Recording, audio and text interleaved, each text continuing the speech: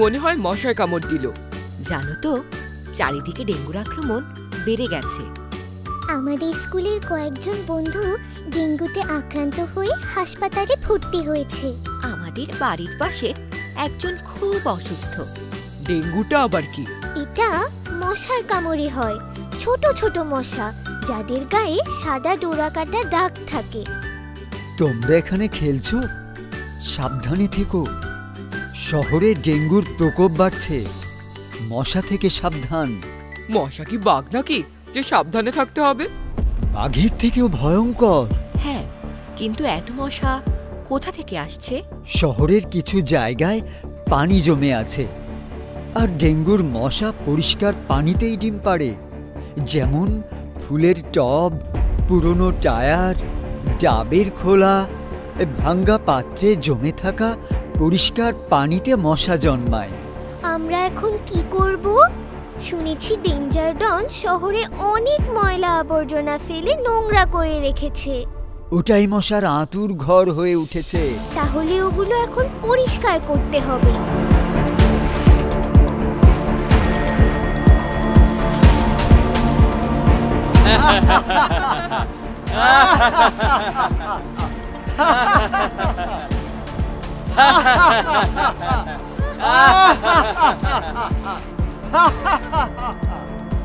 তোমার এই আস্তানার সামনে রাখা আবর্জনা সরিয়ে ফেলো।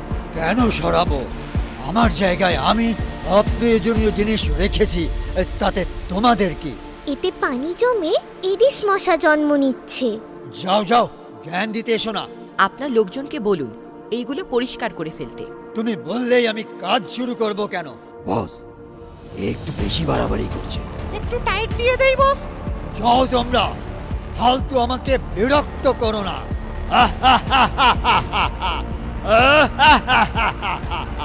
আমরা এমন কিছু করব যাতে ওদের হাসি বন্ধ হয়ে যায়।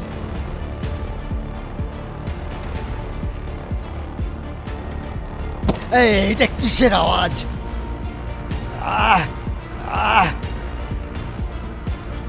আমার কোমর মনে হয় গেছে।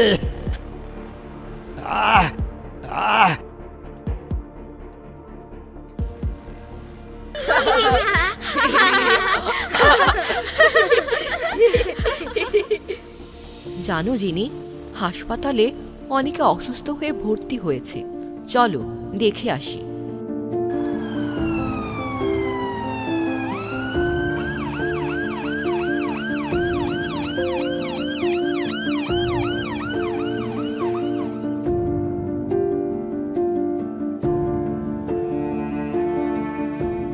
দেখো জিনি, কত কষ্ট পাচ্ছে ওরা। ওদের দেখে আমারও খুব কষ্ট লাগছে। আমাদের কিছু একটা করতেই হবে জিনজিন। ডেঞ্জার ডনের ওই আবর্জনা ফেলা বন্ধ করতেই হবে। তোমরা এখানে?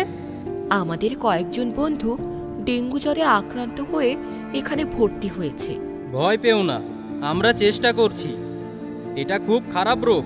কি লক্ষণ দেখলে বুঝবো ডেঙ্গু হয়েছে? হঠাৎ করে জ্বর আসবে।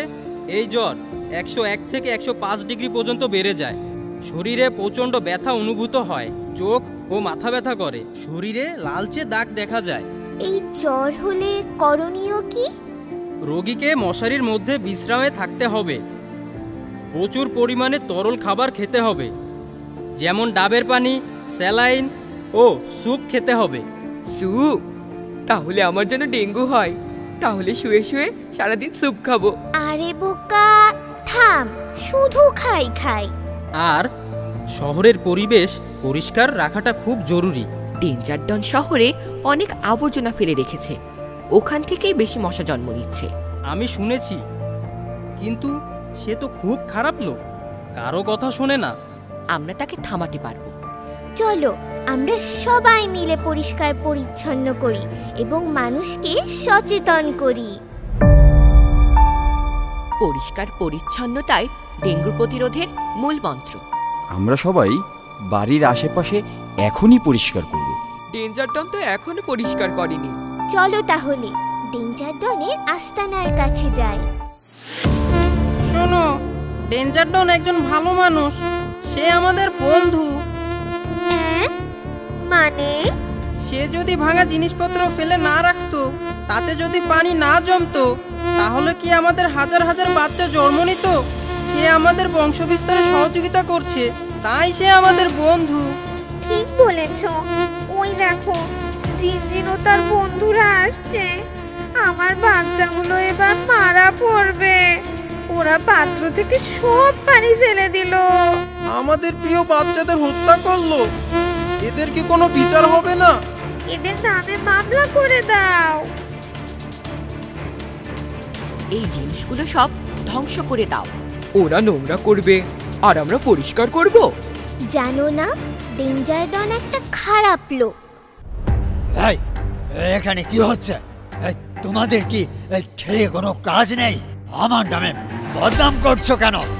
যাও বাসায় গিয়ে মশারি টাঙিয়ে বসে থাকো।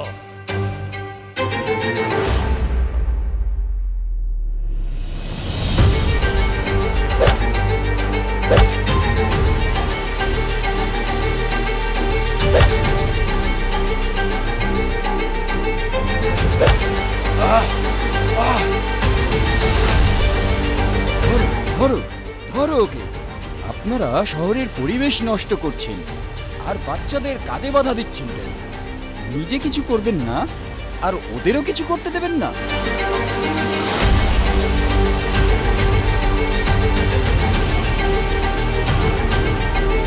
এডিস মশা তাড়াবো, ডেঙ্গু মুক্ত শহর গড়ব।